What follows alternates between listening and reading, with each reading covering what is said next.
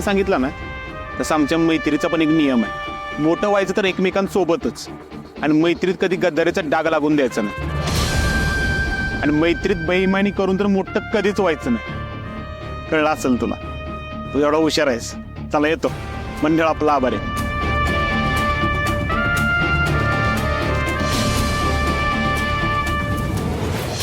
आता मी वेगळं काय सांगणार अजून तुम्हाला. तुम्ही तर समजा जणी माझ्या जवळच्याच आयचा. तुम्ही तुमच्या डोळ्यांनी बघितलंय. अहो या माया लेकी का नाही, पैसा बघितला म्हटलं की यांचं डोळं फिरते. ती काय सांगू अजून तुम्हाला. त्या सत्याकडचा बी पैसा संपला का नाही तर ही त्या सत्याला बी सोडून द्यायला कमी करणार नाही आणि दुसरा कोणतर शोधायला बी कमी करायची नाही. दादा बघतोयस ना खरं तुझ्या लेकीच्या करामती. तू जर आसपास का नाही तर तिची असं वागायची हिंमत झाली नसती ना. पण माझी अशी गत झाली नसते ना दादा.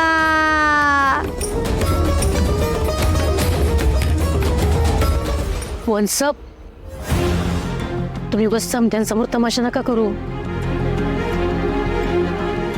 ते आपल्या घरातला विषय जी काय भांडायचे ना ते घरात जाऊन भांडू.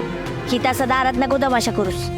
आवा दीपक दादा तुम्ही सांगा मला सांगा, एकदा लगीन मोडलेल्या पोरगीला कोण सून म्हणून करून घेईन. पण मी तयार झाले होते. मी माझं मोठं मन दाखवून माझ्या मंजीला परत सून म्हणून करून घेणार होते. पण नाही, तरी बी ती म्हणजे त्या सत्याच्याच माग आहे. काय करायचं मग सांगा. मग तुम्ही सांगा मला. जिथं माझ्या शब्दाला मान नाही तिथं ही रत्नाकाठी थांबत नाही. चालले मी निघून. काय डीजेला बोलवा. मी नाही बोलवत, तूच बोलव. डीजा हे डीजा.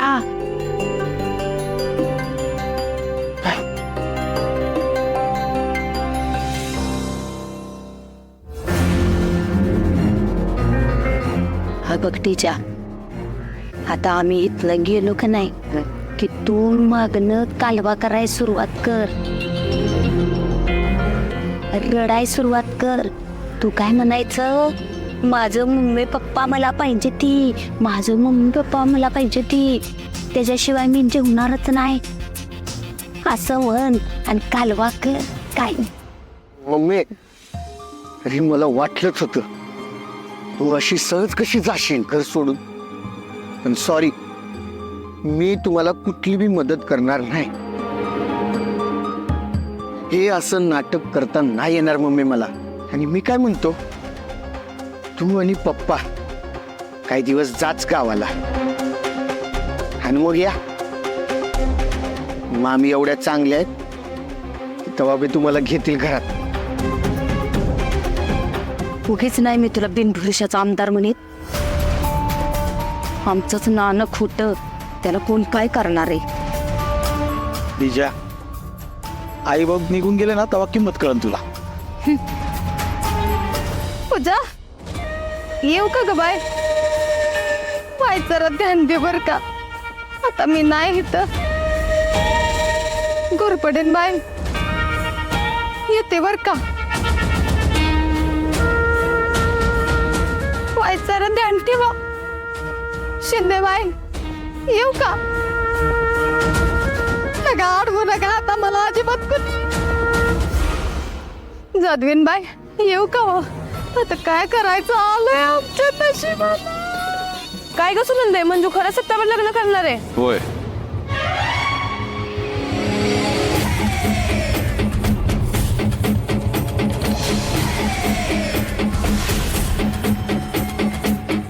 होय.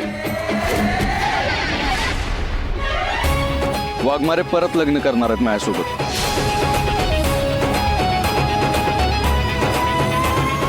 आणि हे बघा, वाघमाऱ्यांचं आणि माझं एकमेकांवर मनापासून प्रेम आहे. आणि हा आमचं लग्न अपघातानंच झालं होतं. पण जेव्हा लग्नानंतर आम्ही एकत्र राहिलो तेव्हा माझा जीव जडला वाघमाऱ्यांवर, आणि वाघमाऱ्यांचं सुद्धा माझ्यावर तेवढंच प्रेम आहे. आणि काय हो, तुम्ही ह्या कपटीबाईचं एवढं ऐकताय? असं असेल ना तर मग विचारा यांना, विचारा की पोलिसांनी यांना का उचलून नेलं होतं, का 4 दिवस त्या जेलमध्ये होत्या, विचारा. काय हो आत्याबाई, वाघमाऱ्यांबद्दल खोटं बोलताना तुमची जीभ लई चुरू चालते ना? मग आता जरा स्वतःबद्दल खरं सांगा की, सांगा या सगळ्यांना तुम्ही का जेलमध्ये गेला होता ते.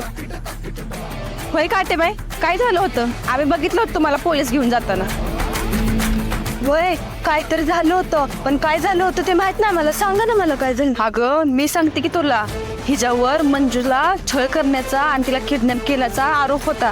तक्रार केली होती म्हणून पोलिसांनी हिला घेऊन गेले होते. अगं हीच करू शकते, लई तू छोटी बाय आहे. होय बघावं तेव्हा ही बाया दंगाच घालत असते घरात. मी दंगा घालत्या हा आवाजात बिनबाण तुम्ही तर असं बोलू नका वा. आवा तुम्ही माझ्याकडनं वाटी चा पावडर घेऊन गेला साखर घेऊन गेला बाटल्याच्या बाटल्या मी तेल दिलं तुम्हाला, पण कवा माघारी मागितलं नाही, आणि तुम्ही माझ्याबद्दल असं बोलताय जाईल नाही व. ही समजा खोटा आहे, समजा खोटा आहे. ह्या सत्यानी का नाही माझ्यावर खोटा पिल्यान करून मला अडकिवलं, दुसरं काय नाही. तुम्ही हे सगळं खोटं असं ओरडून सांगताय, मग आम्ही बी तुमचं पाप ओरडून सांगू का सगळ्यांना की तुम्ही वाघमाऱ्यांना आणि त्यांच्या आईंना काय धमकी दिली होती, ते कसं स्वतःच्या भाचीच्या जीवावर उठलं होतं ते सांगू का या सगळ्यांना? आता नुसतं बघत नका बसू. एवढ्या बॅगा भरल्यात तर त्या उचला आणि लागा वाटाला. चला. हो, तुम्हाला काय वेगळं सांगायचं काय?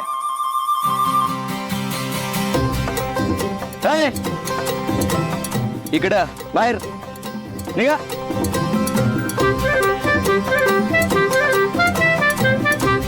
आपलं नाटक आपल्याच अंगलट आलंय. आता खरंच गावात जायला लागतं की काय? काय बोलला का टीचर?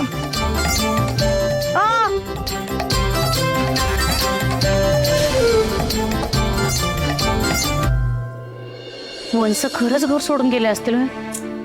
आई आता गेले तर जाऊ देत की, आपल्याला काय करायचंय. आणि हे बघ असं पण लय दिवस ते बाहेर थांबणार नाहीत, ते फुकटचं खायला भेटतंय ना त्यांना. येतात बरोबर माघारी थोड्या दिवसांनी.